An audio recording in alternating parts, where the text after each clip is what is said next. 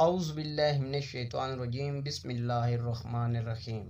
السلام علیکم دوستو آج کی اس ویڈیو میں ہم بات کرنے والے ہیں دنیا کی 4 بڑی اور خوبصورت مساجد کے بارے میں۔ تو آئیے چلتے ہیں اپنے ٹاپک کی جانب۔ نمبر 1، مسجد الحرام۔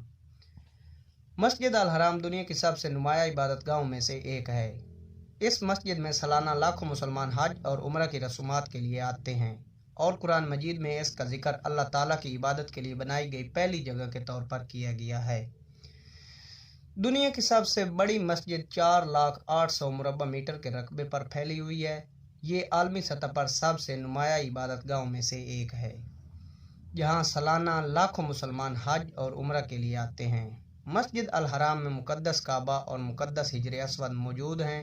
صفا اور مروہ کی پہاڑیاں بھی مسجد الحرام کے احاطہ میں واقع ہیں۔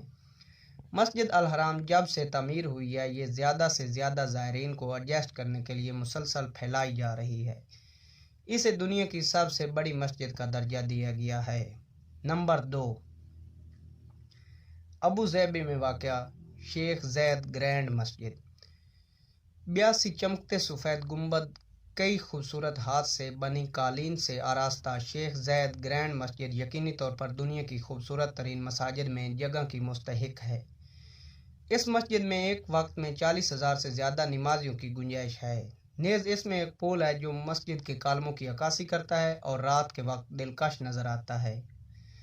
نمبر 3، استنبول ترکی میں واقع حاجیہ صوفیہ مسجد۔ حاجیہ صوفیہ مسجد تمام مسلمانوں کے لیے نہ صرف اپنی بے مثال خوبصورتی کے لیے بلکہ اس کی اہم تاریخ کے لیے بھی ایک لازمی مقام ہے۔ دنیا کی خوبصورت ترین مساجد میں سے ایک یہ مقدس مقام فن تعمیر کی زندہ مثال ہے۔ یہ اصل میں ایک عیسائی چرچ کے طور پر بنایا گیا تھا، تاہم عثمانی دور حکومت 1453 سے 1935 کے دوران اسے مسجد میں تبدیل کر دیا گیا۔ نمبر 4، وزیر خان مسجد۔ پاکستان لاہور کے شمالی شہر کی مصروف ترین گلیوں میں سے ایک میں واقع وزیر خان مسجد تمام مذہبی سیاحوں کے لیے ایک لازمی جگہ ہے۔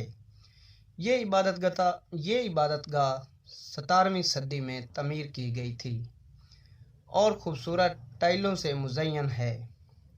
ہند اسلامی طرز تعمیر میں تعمیر کی گئی یہ مسجد ایک بہترین اسلامی ڈھانچے کے طور پر کام کرتی ہے جو مغل دور کے ٹیل کے کام کو دکھاتی ہے۔ نمبر 5، ناصر الملک مسجد۔ یہ مسجد ایران میں واقع ہے اور یہ صبح 7 بجے سے شام 5 بجے تک کھلی رہتی ہے۔ اپنی کلیڈوسکوپک خوبصورتی کے لیے مشہور ناصر الملک مسجد کو روشنی کے کھیل کو منفرد انداز میں ملانے کے لیے بنایا گیا ہے، اور اللہ کی عبادت کا یہ عمل 19ویں صدی کا ہے، جب اسے قاجار خاندان کے مرزا حسن علی ناصر کے حکم سے تعمیر کیا گیا تھا۔